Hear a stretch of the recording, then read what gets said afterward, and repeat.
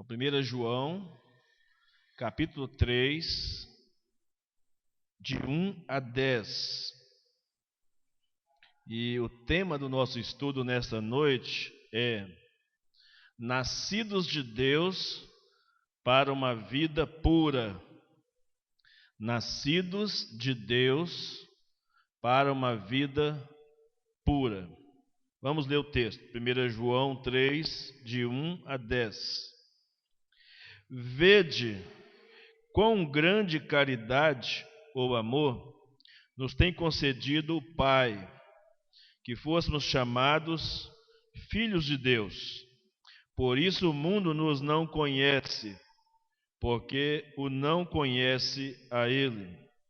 Amados, agora somos filhos de Deus, e ainda não é manifestado o que havemos de ser.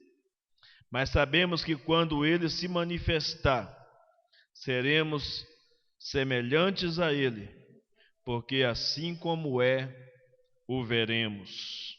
E qualquer que nele tem esta esperança, purifica-se a si mesmo, como também ele é puro. Qualquer que comete pecado, também comete iniquidade, porque o pecado é iniquidade. E bem sabeis que ele se manifestou para tirar os nossos pecados, e nele não há pecado.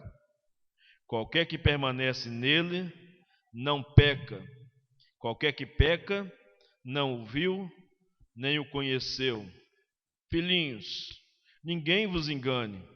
Quem pratica justiça é justo, assim como ele é justo. Quem comete o pecado é do diabo, porque o diabo peca desde o princípio. Para isto o Filho de Deus se manifestou, para desfazer as obras do diabo. Qualquer que é nascido de Deus não comete pecado, porque a sua semente permanece nele, e não pode pecar, porque é nascido de Deus. Nisto são manifestos os filhos de Deus e os filhos do diabo. Qualquer que não pratica justiça e não ama o seu irmão, não é de Deus. Amém. A tradução aqui é Revista e Corrigida. Eu gosto de usar essa Bíblia somente à noite, por causa da letra grande, né? Mas a tradução é mais complicada, né? A versão mais complicada, um linguajar mais antigo. Mas não tira a beleza, né, do texto que nós pretendemos meditar com os irmãos nessa noite aqui. Vamos orar ao Senhor. Senhor, nosso Deus e nosso Pai, nós te damos graças, ó Deus, nesta noite, porque a Tua palavra é viva, é eficaz, é penetrante, vai no fundo da nossa alma, do nosso interior, e produz as mudanças necessárias que precisam acontecer no nosso homem interior, Pai. Pedimos que nos dê um entendimento claro, preciso, desse texto sagrado, de modo que a nossa vida, a nossa alma seja edificada e nós sejamos transformados por essa palavra, meu Deus, nesta noite, em nome de Jesus. Nos dê um coração muito sensível para a Tua voz, que entendamos essa palavra como palavra do Senhor ao nosso coração e que sejamos tocados por essa palavra. É a nossa oração em nome de Jesus. Amém e amém, Jesus. Graças a Deus. Amém? Então, 1 João, capítulo 3, de 1 a 10, trata do tema Nascidos de Deus para uma vida pura.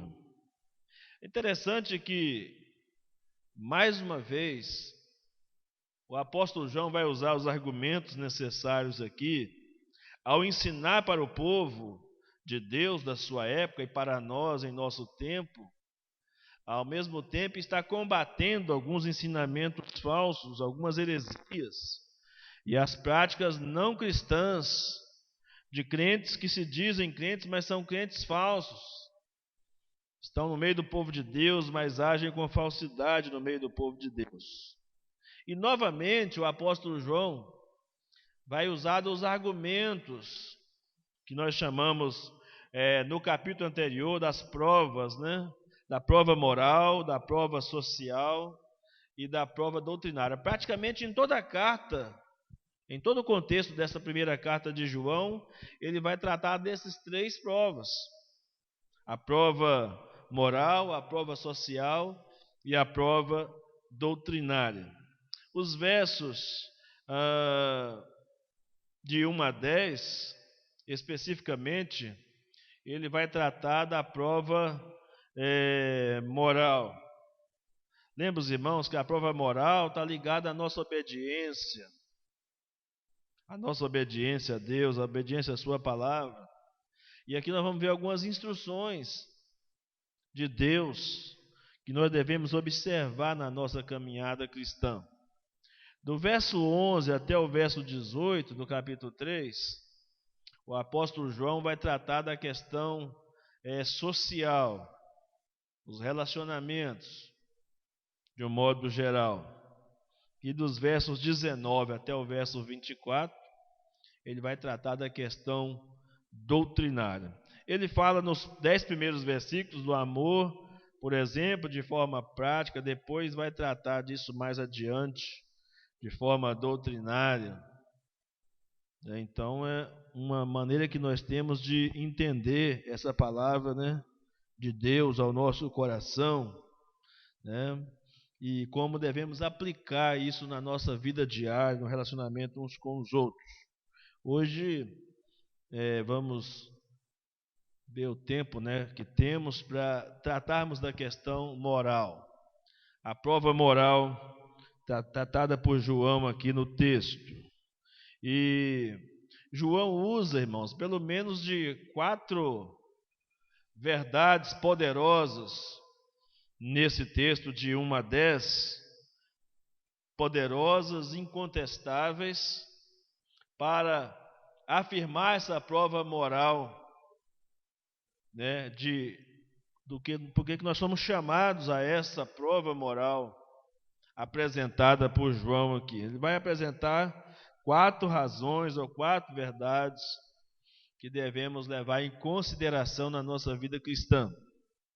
A primeira delas está dos versos 1 até o verso 3.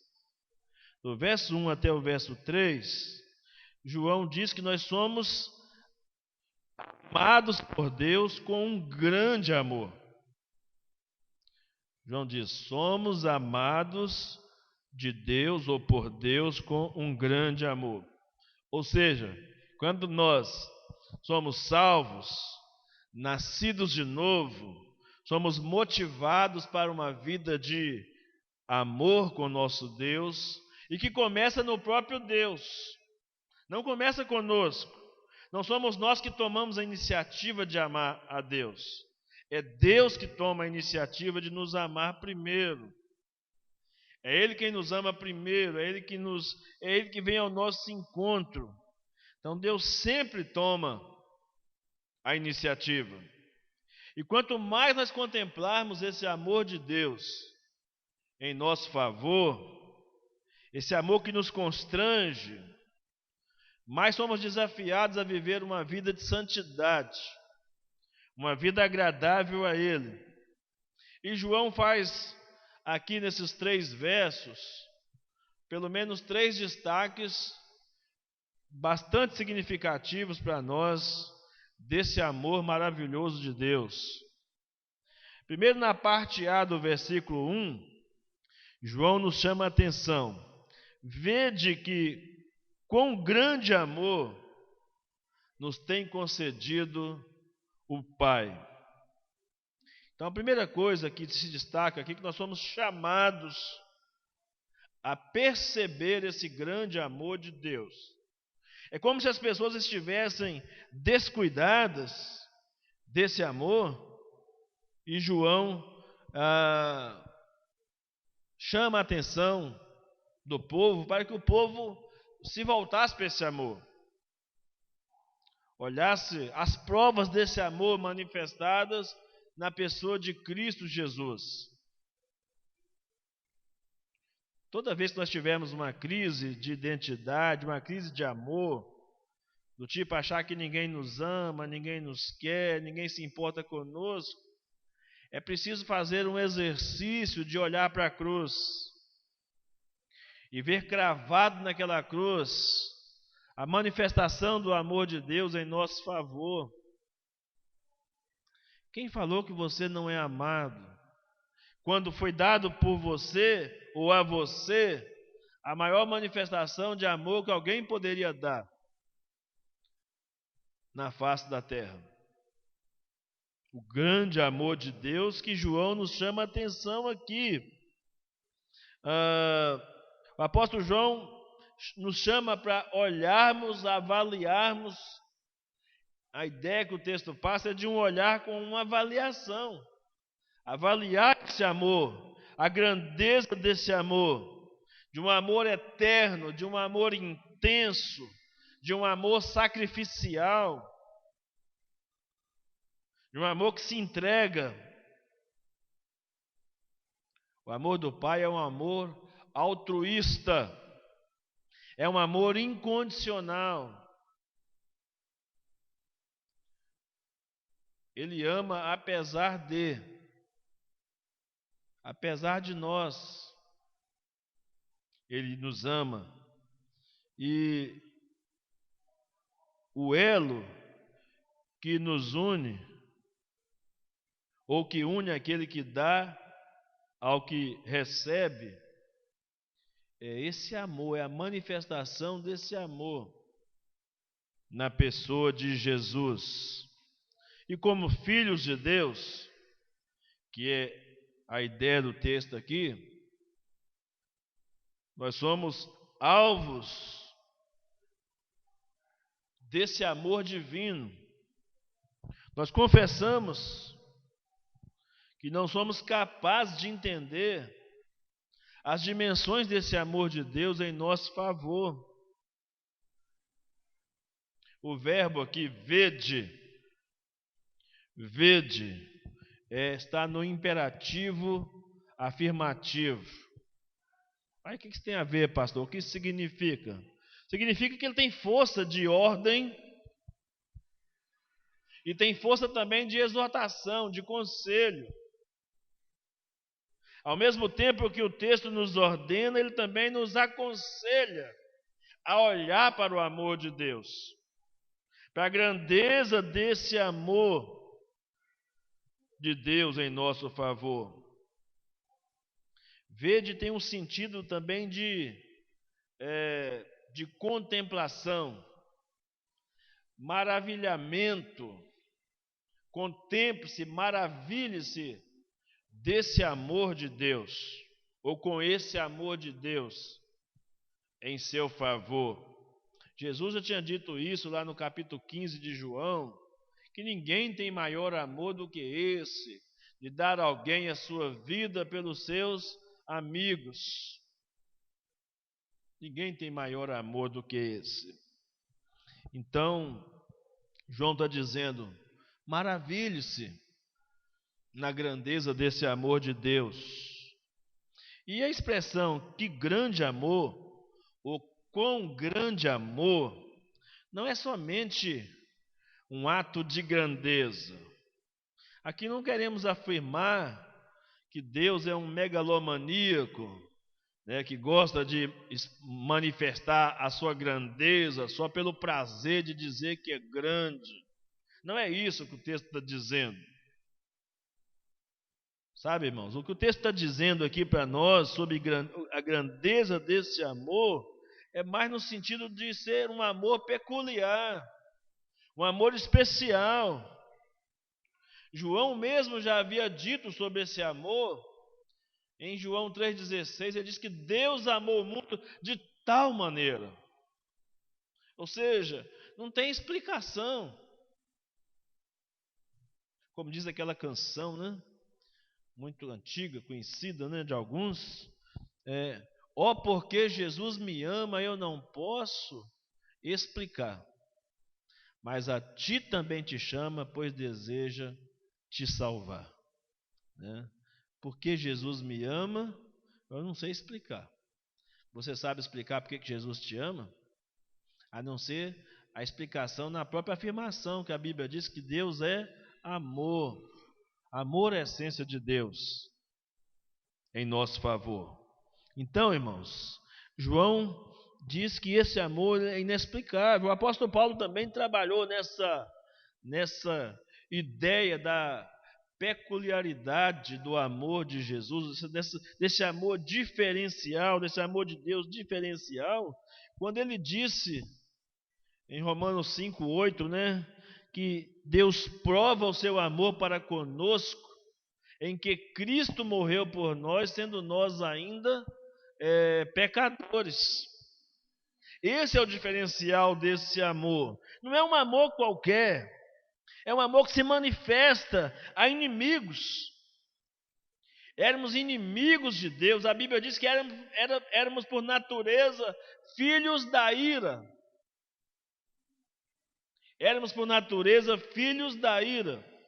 Quando Deus manifesta esse amor a nós e nos tratando, fazendo de nós filhos de Deus, nós que éramos antes inimigos dele, nos trata como filhos dele, filhos de Deus, e não somente nos trata, nos chama e manifesta um amor sofredor, um amor sacrificial, um amor que entrega o único filho para morrer no lugar de pecadores, perversos, depravados, ordinários, que éramos nós. Ontem no nosso estudo de discipulado, tinha uma frase, tinha uma pergunta, por que acontece coisas ruins com pessoas boas?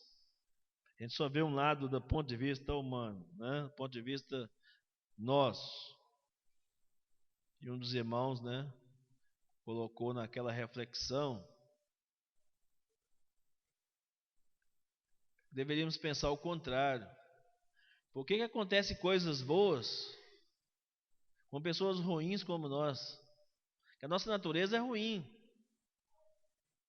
E nós merecemos, de acordo com a Bíblia, a morte e o inferno por causa dos nossos pecados, mas Deus manifesta graça e misericórdia em nosso favor.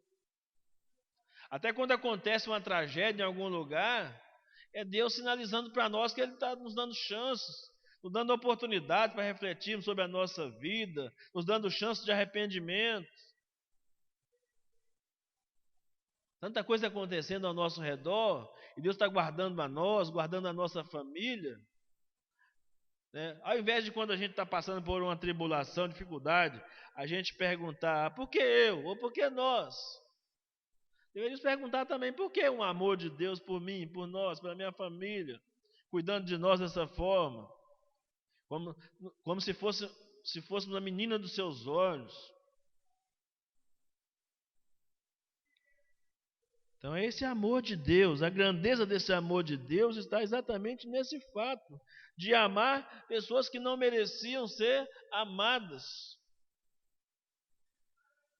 como você e eu, como nós. O segundo destaque que João dá aqui desse amor, ou sobre esse amor de Deus, primeiro ele diz que nós somos chamados a perceber a grandeza desse amor. Agora João diz que nós somos chamados para experimentar os efeitos desse amor. Na parte B do versículo 1 e depois no versículo 2, nós temos uma ideia dos efeitos deste grande amor de Deus por nós. E nós podemos dizer aqui em 3 tempos. Do ponto de vista do passado, por exemplo, nós temos, diante de um quadro em que nós éramos inimigos de Deus, nós temos agora o privilégio, a bênção da filiação divina. Então nós éramos culpados, estávamos afastados de Deus, e agora recebemos, olhando para esse quadro passado da nossa existência, recebemos uma bênção de sermos feitos filhos de Deus, de sermos chamados filhos de Deus. É o que diz o texto na parte B. a ponto de sermos chamados filhos de Deus. E de fato somos filhos de Deus. E diz: por essa razão o mundo não nos conhece, porque não conhece a Ele mesmo. Então João nos relembra que nós éramos pecadores, inimigos de Deus, filhos da ira. E agora somos chamados de filhos de Deus. Ainda que desconhecidos nesta terra, João está dizendo, nós somos amados de Deus. Ainda que odiados nesse mundo, nós somos amados de Deus, nós somos conhecidos por Deus. Isso faz toda a diferença, irmãos, para a nossa vida. Saber que Deus tem um olhar especial para os seus filhos. Um amor eletivo, um amor gracioso, uma graça especial em nosso favor. Então somos filhos de Deus. Se nós temos então a bênção da filiação, mas nós não somos filhos legítimos. Nós somos filhos adotivos. Somos filhos de Deus primeiro por adoção. E a adoção, irmãos, é talvez uma das maiores manifestações da graça de Deus. Quando nós não tínhamos direito algum de sermos feitos filhos de Deus, Ele nos concedeu o favor, a graça de nos tornarmos filhos de Deus. E João faz questão de enfatizar isso. E de fato, somos filhos de Deus, quando nem merecíamos esse amor de Deus. O verso 2 do capítulo 3 fala sobre a glória. Essa adoção manifesta a glória da esperança que há em nós. E no verso 3, o motivo, esse amor de Deus, essa filiação divina, por causa do seu grande amor, é a motivação que nós temos para uma vida santa, uma vida pura. Então, o único caminho para entrar nessa família de Deus, aliás, para entrar em qualquer família de um modo geral, ou é por filiação, ou é por adoção. É a única maneira que a pessoa tem para fazer parte de uma família. Ou é por filiação, ou é por adoção. E no caso da adoção, na família de Deus, ela é conquistada, adquirida, ela se dá por um novo nascimento, operado pelo Espírito Santo e pela obra redentora de Cristo na cruz, em nosso favor. E isso faz com que nós tenhamos agora o quê? Direitos. O que a Bíblia diz? Tem um texto de Romanos 8, me foge agora os versículos, mas diz que nós somos herdeiros de Deus e co-herdeiros com Cristo. Em Romanos 8, nós temos essa verdade bíblica afirmada como parte da nossa filiação, parte da nossa adoção. Por quê? Porque o filho adotivo, que agora é demonstrado uma manifestação de graça a ele agora passa a ter direitos adquiridos. O filho adotivo passa a ter direitos legais, os mesmos direitos dos filhos legítimos. O filho adotivo passa a ter o mesmo direito de filhos legítimos. Então, o grande amor de Deus, irmãos, se dá ou pode ser visto pelo fato dele ter nos adotado como filhos, nos colocado em sua família. Então agora, Jesus, né, me parece que os versículos são de 14 a 16, se eu não estiver enganado. de Romanos 8, que fala dessa direito de herança que nós recebemos pelo fato de sermos adotados como filhos de Deus, né? E João usa o termo filho, aqui a palavra que ele usa na língua original, dá a ideia de alguém que tem um relacionamento íntimo, estreito. É de considerar, como se considerasse o novo nascimento como um direito de filiação. Embora nós saibamos que é por adoção, mas é como se fosse um direito de adoção. Direito de adoção. Então é muito interessante para nós pensarmos na graça de Deus, no amor de Deus, nesses aspectos. Do ponto de vista, isso estou falando do ponto de vista do passado. Do ponto de vista do presente, João está nos chamando a atenção, irmãos, que não basta você só saber que ele fez de você filho dele. É preciso que você se aproprie dessa filiação. Que você agora se reconheça como filho de Deus. E é nesse aspecto que ele começa o versículo 2, dizendo: amados, agora nós somos filhos de Deus. Percebe aí a força do texto? Antes ele estava falando que nós éramos inimigos e agora foi nos dado o direito de nos tornarmos filhos de Deus. E diz, e de fato somos. E digo mais, não só de fato, mas de direito também. Porque o filho adotivo tem os mesmos direitos do filho legítimo. Então, quando João começa o versículo 2, irmãos, é como se ele estivesse dizendo para mim e para você: toma posse. Toma posse do seu direito de filiação divina. Nós somos filhos de Deus. Será que você não percebeu isso ainda? Por isso que depois ele vai vindo fazendo algumas contradições entre filhos de Deus e filhos do diabo. Não é possível que a gente, como filho de Deus, ainda continue agindo como se fôssemos filhos do diabo.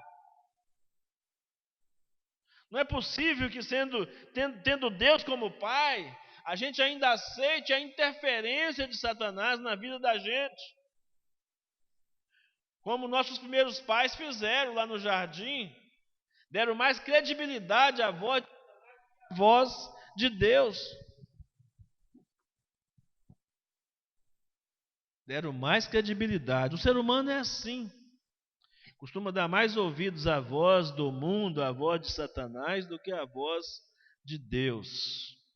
E nós, como cristãos, como filhos legítimos, muitas vezes nós caímos nessa telha, nessa armadilha de não usufruir dos benefícios, não nos apropriarmos desses benefícios da filiação divina. Então, nós somos filhos de Deus, pelo menos de 4 formas distintas. Somos filhos de Deus por criação, somos filhos de Deus por adoção, somos filhos de Deus por geração e somos filhos de Deus por redenção. Criação, claro, Ele nos criou. Por adoção, porque Ele nos adotou como filhos em Cristo. Geração, porque Ele produziu em nós o novo nascimento, regenerar, nascer de novo. E redenção, porque Ele não só fez tudo isso, mas como nós estávamos escravos do pecado, escravos de Satanás, Ele pagou o nosso resgate com a própria vida do seu Filho. Foi vida pela vida. Ele morreu a nossa morte para que nós pudéssemos viver a vida dele, experimentássemos a vida dele. Então, olha que privilégio, irmãos. Que privilégio. Nós não temos que mendigar as bênçãos de Deus. A Bíblia diz em Efésios 1:3 que Ele já nos abençoou com toda sorte de bênçãos espirituais nos lugares celestiais em Cristo Jesus. Nós não podemos viver como mendigos, mendigando as bênçãos de Deus. Pelo contrário, devemos nos apropriar dessa filiação divina, da nossa posição de sermos filhos do Deus dos deuses, do Rei dos reis, do Senhor dos senhores. Fomos nascidos, crianças nascidas de novo desse Pai maravilhoso, extraordinário, que tem um grande amor por nós. Então, ser filho de Deus não é título. Ser filho de Deus é uma posição, é sabermos quem nós somos em Cristo. É por isso que eu digo de vez em quando, né? Eu costumo dizer que o grande segredo é estar em Cristo. Aconteça o que acontecer, eu estou em Cristo. Você deve estar em Cristo. Esse é o lugar, essa é a posição mais estratégica que nós podemos estar nesse mundo, é estar em Cristo. Porque fora de Cristo não há esperança, não há salvação. Fora de Cristo não há vitória. Fora de Cristo não há bênçãos que emanem do trono da graça de Deus a nós. O segredo então é estar em Cristo. Do ponto de vista futuro, nós temos na parte B do versículo 2 a bênção da glorificação. O amor de Deus manifestado, né, experimentando esse efeito do amor de Deus por meio da glorificação. Olha só o que diz o texto aí: ainda não se manifestou o que haveremos de ser, mas sabemos que quando Ele se manifestar,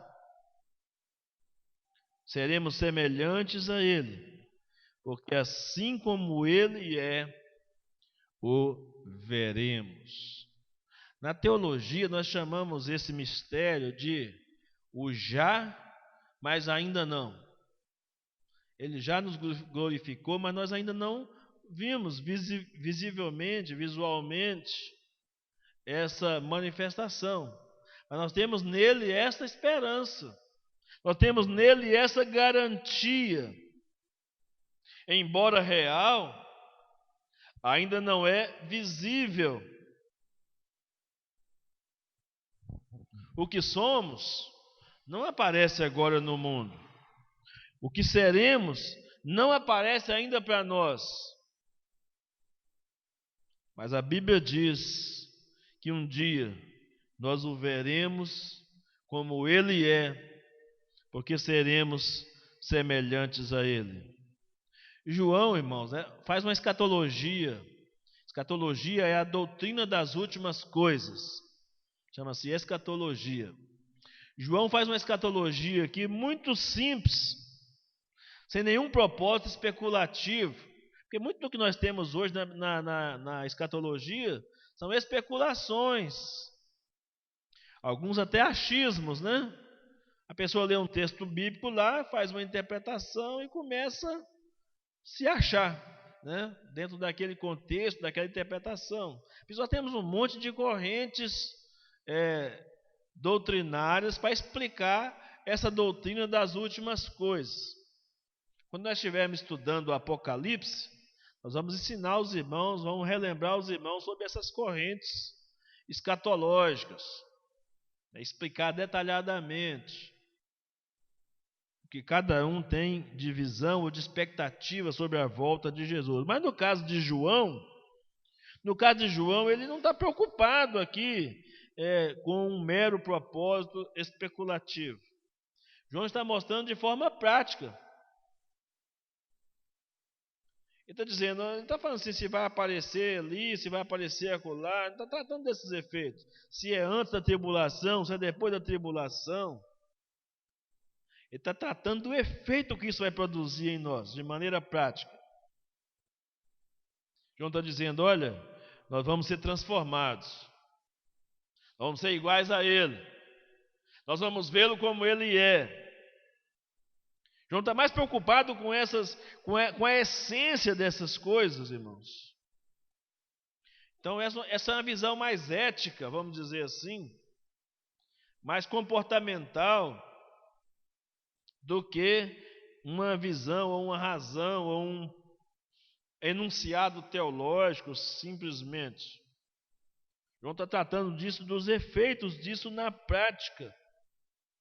Ele diz, quando Cristo se manifestar a nós, nós o veremos como Ele é e seremos como Ele é.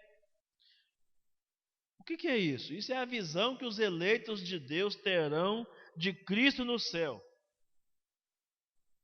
É a visão que os eleitos de Deus terão de Cristo nos céus como resultado da glorificação. O que é a glorificação? É o ato de nos tornar definitivamente semelhante a Ele. A santificação é esse processo que nós vamos caminhando, marchando dia a dia, para chegarmos a essa glorificação. Mas tanto a santificação quanto a glorificação, assim como foi a justificação, é a ação dele. Tem a participação humana no processo da santificação, mas a ação é dele. É ele que opera o querer e o realizar. Então, toda e qualquer visão que nós tivermos dessa glorificação é uma bênção de termos nos tornado filhos de Deus, como a ação desse amor de Deus em nosso favor. Essa aqui é a verdade. E, em terceiro e último lugar, nós falamos que, dentro desse contexto, dessa prova moral, nós somos amados por Deus, e João faz 3 destaques desse amor maravilhoso. Ele diz primeiro que nós somos chamados a perceber esse grande amor de Deus. Depois somos chamados a não somente perceber, mas a experimentar os efeitos desse amor. E em último lugar, João diz que nós somos chamados a corresponder a esse amor de Deus em nosso lugar. É o que está no verso 3. Ele diz, e a si mesmo se purifica todo aquele que nele tem essa esperança, assim como ele é puro. Então, João não roga e nem ordena aos filhos de Deus que eles se purifiquem. Ele simplesmente declara um fato, uma realidade. Olha, se você experimentou esse amor de Deus, a coisa mais lógica, mais natural é que você corresponda a esse amor. Deus não precisa do seu amor para Ele poder te amar. Mas nós precisamos de amar a Deus para entender, corresponder a esse amor dele por nós. Para nós experimentarmos o efeito desse amor, nós precisamos corresponder a esse amor. Deus não precisa, mas nós precisamos. Como resposta a esse amor. Então, João está dizendo, aqueles que se tornaram filhos de Deus, se purifiquem. Aqueles que têm esperança na segunda vinda de Jesus, se purifiquem. Não é preciso que alguém dê uma ordem. É uma coisa que deveria ser natural na nossa vida. Por isso que ele diz, assim como ele é puro, purifique-se a você também. Não é a purificação cerimonial como acontecia no Velho Testamento. É uma purificação moral. É uma pureza de mancha moral, comportamento, atitude. né? A ideia da expressão aqui de pureza, de purificar, de pureza, é exatamente essa ideia de liberdade, ou ser libertados dessa mancha moral, dessa capacidade para fazer o mal, ter um comportamento mal, perverso. Ele diz, é uma resposta que nós damos a esse amor. Na semana que vem, se Deus nos permitir, nós vamos, ainda dentro dessa, estamos falando só da primeira verdade.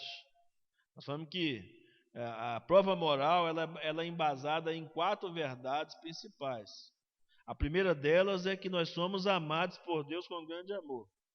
A segunda base dessa prova moral, de que fomos nascidos de Deus ou por Deus para uma vida pura, é a própria obra de Deus manifestada em Jesus, que está registrado nos versos 5 e no verso 8.